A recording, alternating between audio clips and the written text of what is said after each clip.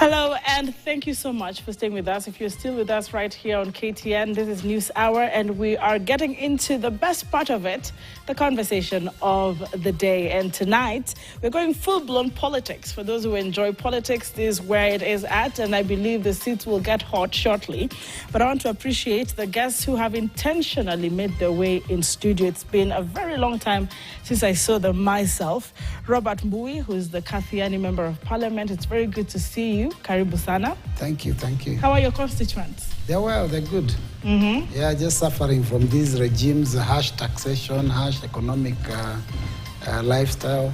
And again, rains haven't been very favorable this year. All right. Yeah, so we may not harvest as we would have expected. The NGCDF is going on, NGCDF, we haven't gotten money for the financial year. I mean, we are still struggling, so we are about to start giving bursary. All right. Without the money in the account, just so that we can, maybe push a little bit and get money in the next month or so.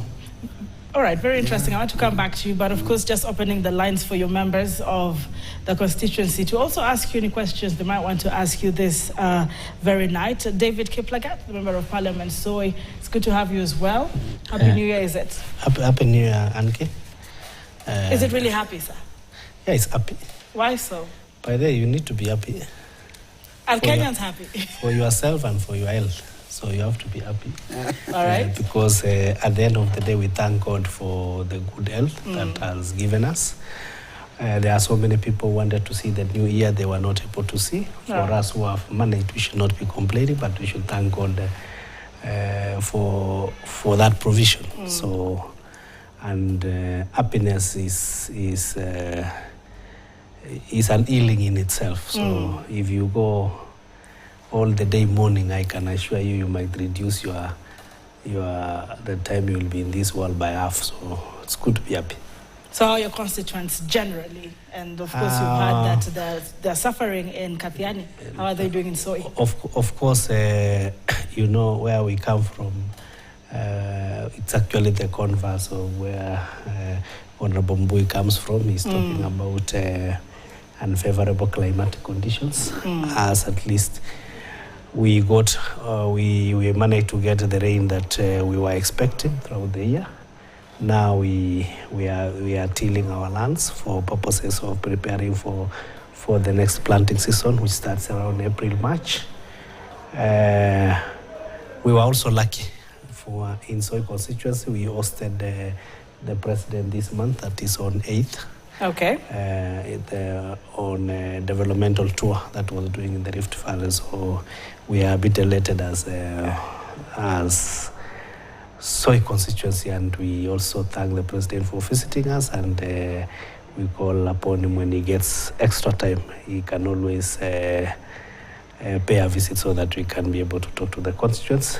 And that was he was our area MP for about 15 years. So okay. We are okay. All right, that's very interesting. Thank you so much for your preliminary remarks. And we will be playing the President's Bite very shortly to hear what he says about the development, trajectory, etc. But allow me, before I go back to, of course, Honorable Mbui, let's hear the President's remarks. I would not play all of them, but this really stood out as one of the most recent ones. Let's listen in. Let me tell the country that this country is making progress, and the progress of Kenya will not be sabotaged by saboteurs who are against the progress of our nation. This country is moving forward. Well, let's start with Robert Mbui. Are you a saboteur? Because you come out very vocal sometimes, criticizing a number of things. Ankidori, these are the comments that irritate the Kenyans. Because I've just heard my colleague here, he's talking about the president going on a tour, a development tour in Soy. The president can't come on a development tour in Kathiani because there's nothing that the government has done. There was one project that was started by Uhuru, one road, one tarmac road. And it's stalled. And it's been stalled since 2022 when this Kenya Kwanza regime came into power. Now, when he says that there are saboteurs to development, I mean, how does anyone reject development? All of us were elected so that we can help to develop our regions. And every one of us would be very, very happy to get things that are being done by the government so that we can also remember this, Ankidori, that if a project is done in the constituency, as a member of parliament, I would get the credit if it is a national government project. I mean, then if there is nothing being done, you also become the one who takes a flak for the projects that are not being done. So at the end of the day, when the president talks about, enemies of progress, enemies of development, I mean, these are the things that are annoying our youth. And I think it's unfortunate for the president to speak like that. He needs to tell us who has ever stopped development in this country. Criticism, and the criticism we always offer, is based on the policies that we disagree with. And by the way, let me say this, disagreeing with government policy or with anyone's policy is not enmity. Okay. It is a responsibility given to us under the Constitution, Article 95, 96 of our roles. So we are meant to oversight the government. We are meant to say where they are right, where they are wrong. Okay. And if we do that job well, then we are called saboteurs. No, is it how you say it? Is it how you bring it out that makes you a saboteur, if anything is to go by? Or is it the criticism of the policies? Because President William Ruto has come out once or twice before saying, I need a strong opposition. Yes, all right? he I did. need to be checked in government. But so he went ahead and bought the whole opposition. Okay, the whole opposition. I mean, other than Wiper now, I mean, most of our colleagues went. So how is it that he wants a strong opposition? And the first thing he did when we came from the last election, Azimio had more members of parliament than Kenya Kwanza. Within a week, 2 weeks, the numbers had, tilted in his favor because he coerced and whichever system he used, he procured members from our side, they became his members. And that has continued up to now. Let me come back to you because Yes. someone would say politics is a game, you need to know how to play it best and the winner takes it. But there has to be hygiene in politics. Let me hear from a member of parliament. So you've had your... I think Honorable Mbui is a bit agitated on quite a number of issues which are not here or there. First, we'll all appreciate that you don't start eating before you cook. And some snacks are ready to eat? No, on a light note. Of course, you have to cook. You have to prepare food for you to be able to cook. And you will also appreciate when this government came in, even the members of the Azimio were appreciating that the situation that we were in, we might have even gone and defaulted as a country. So we had a lot of issues, and I'm happy that even as Honorable Mbui want to blame the government, we all sit in the National Assembly, and the National Assembly has one cardinal role in the Constitution as per the various articles of the Constitution, particularly Article 96. We pass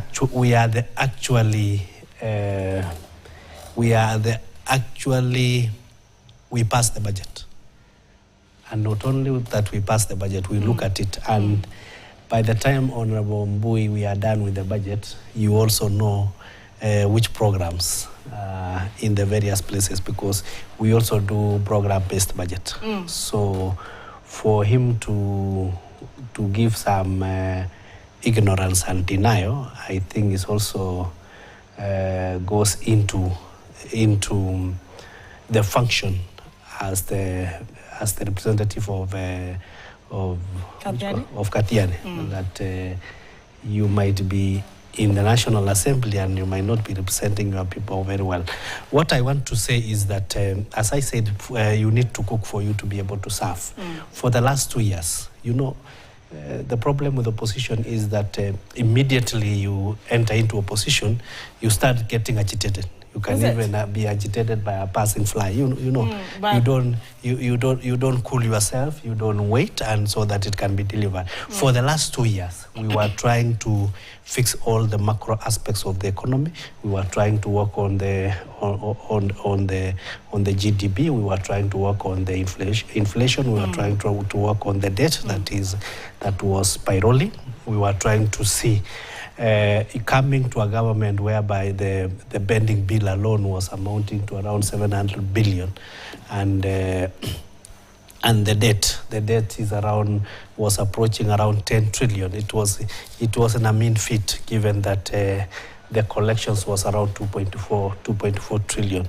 So you have to balance all that. But for now, I can tell you, if we go to the roads, the roads network, is that what we have been able to do, there will be around 175 billion Kenya shillings that has been securitized through the programs the government has released. So I can assure Honorable Mbui that all stalled roads, without exception, whether it is in opposition zone, whether it is, even me myself, I had a road that had stalled for about 7 years by virtue of the handshake, but now at least it is, the contractor is back on site. So I can assure Honorable Mbui that this year, all stalled projects within the road network will be revived. I want to come back to you, yes. And things are improving. Look at the situation we were in. Look at the sugar sector, for example. When we came in, the sugar sector had been taken over by the sugar barons. And you know all those sugar barons, you remember the president saying that you either reform or you might send you somewhere else. You get. So, but now we have a sugar act. We have the former sugar board in place.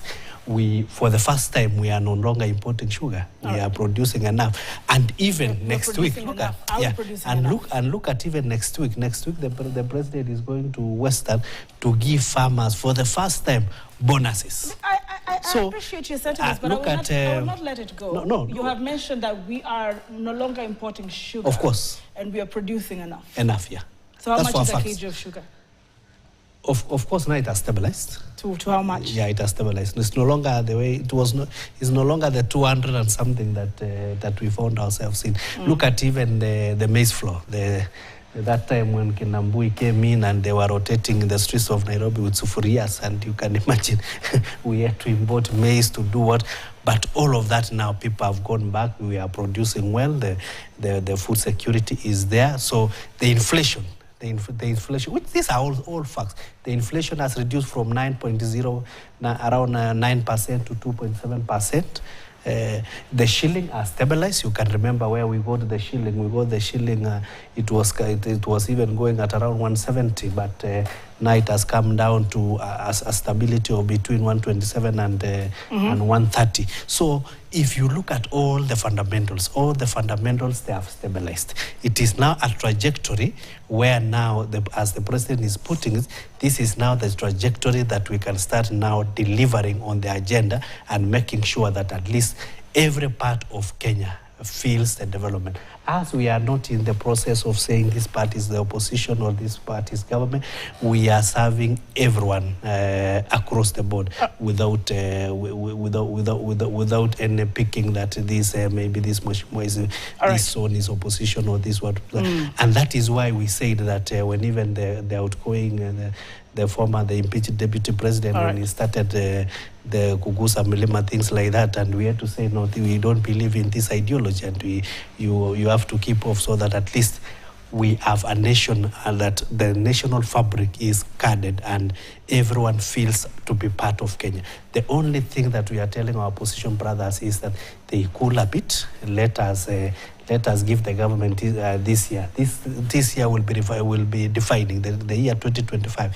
It will be a defining moment because now the fundamentals are there. Everything has been stabilized. We are ready to kick off. All right, I want to come back to you. And he's maximizing every opportunity is given to ensure that you are aligned with, according to him, development that is at par. But we will check the inflation rates because in 2024, of course, they were projecting that it would be at 5.1%. He's saying we're at 2% right now. But allow us to counter-check that real quick.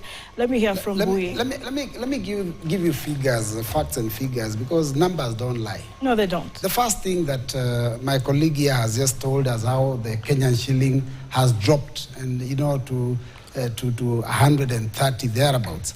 I mean, let me remind him that when William Ruto took over the reins of power, the shilling was at 120. It was lower than it is now.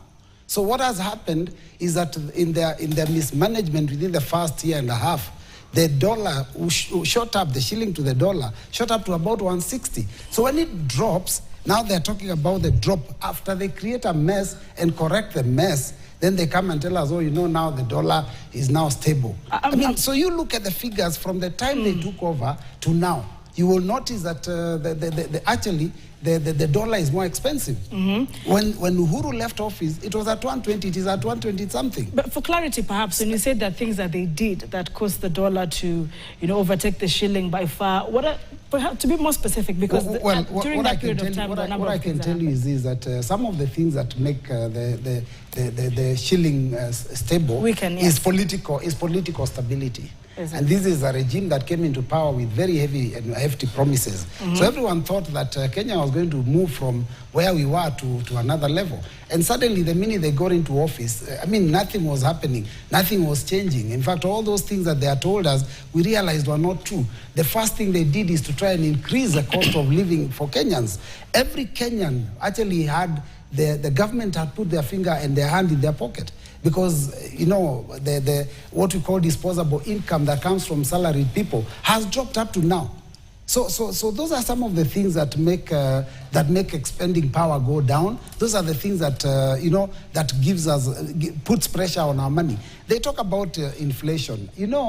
I've had, and I think a day or two ago, I had one of the members of Kenya Kwanza say, inflation is at an all-time high. All-time low. But the real reality is you must understand what inflation is. Inflation is a difference in the price of goods and services from one period to another. So if prices are at a certain level now, and then a few months later they've gone up, then the inflation is going up. Now, under the Kenya Kwanza administration, the cost of goods and services went so high that the only direction inflation can go is down. There's no way you can have high inflation in Kenya today. So, some of these figures they keep throwing around, they think they're dealing with people who are not schooled. And I think that's where the problem is, because when they came into power, they were talking about boda, mama mboga, the person of, mkokoteni, and that was wheelbarrow pushers. That's how they thought all of us, or the whole country is like that. Today, mama mbogas are very intelligent. They were told they will have supermarkets. They are still waiting. Boda people are told they're going to have, cars and matatus. They are still waiting. And the problem is, the reality is that these things are not forthcoming. My colleague here has just talked about all the problems that we found ourselves in when the Kenya Kwanza came into power. Yes. And so they conveniently forget to tell us that the president was a deputy president for the last 10 years.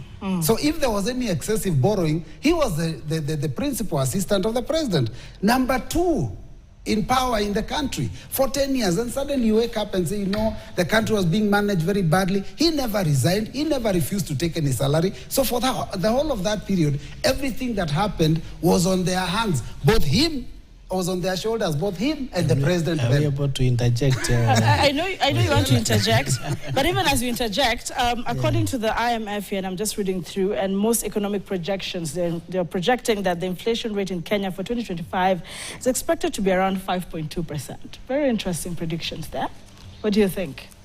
Of course, the good thing about inflation, so long as it is within the single digit, it is something that is manageable. So, and given that it is within less than 6%, it is still manageable. The only thing I wanted to say, Honorable Mbui has raised very substantial matters that has not been substantiated. You will appreciate that immediately after the handshake of 2018.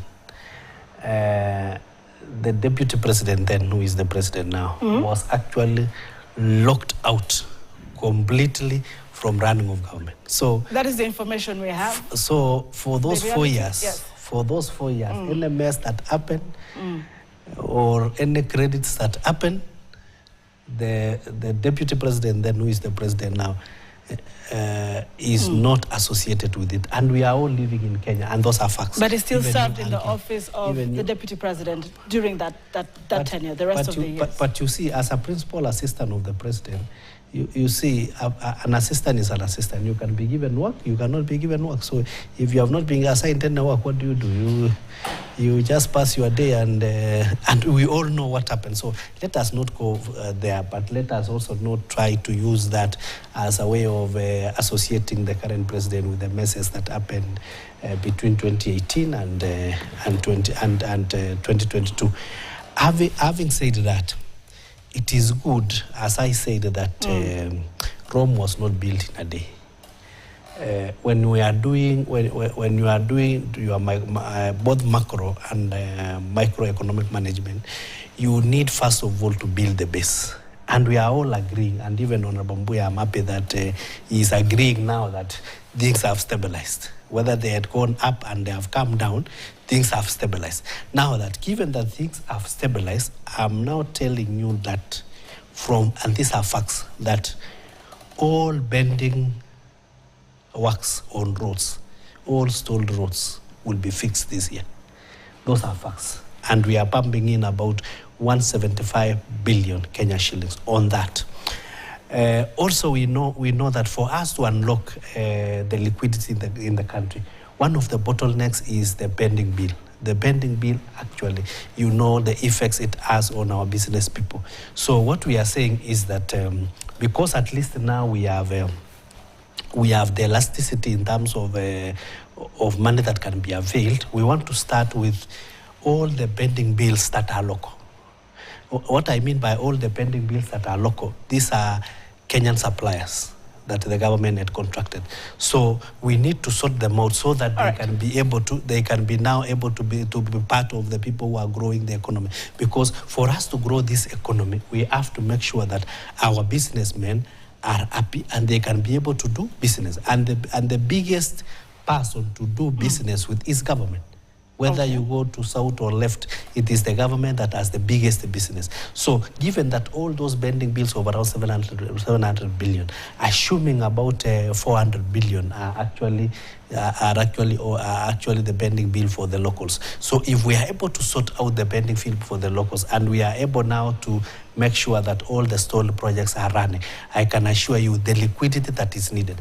On issues of taxation that Honorable Mbui has touched a bit, let us all agree, as Kenyans, we have to build Kenya and we have to be able to generate our own taxes. There is no way that Kenya was created to be fed by a Muzungu. That is a very wrong philosophy. So that for us to be able to do anything, you have to make sure that you borrow for you to be able to do. If you look at the current collection of last year, which was about 2.46 trillion. Out of 2.46 trillion, if you see the distribution alone, you'll be amazed, because if you start from the county government flags over around 400 billion. The debt alone, the interest on debts alone is around 1.1 trillion. If you look at the public service wage bill, is around 600 billion. So by the time you finish all those things that you have to do, you will ensure that what you collect cannot even run a recurrent expenditure. What it means, may I finish? What it means by that is that for us to be able to do any development, we have to depend on both domestic borrowing and international and foreign borrowing. And we cannot do that. That's why I think the aspect of where we are going were misunderstood by both the younger generation and also the opposition. Of course, the opposition, that is their work to mess things up.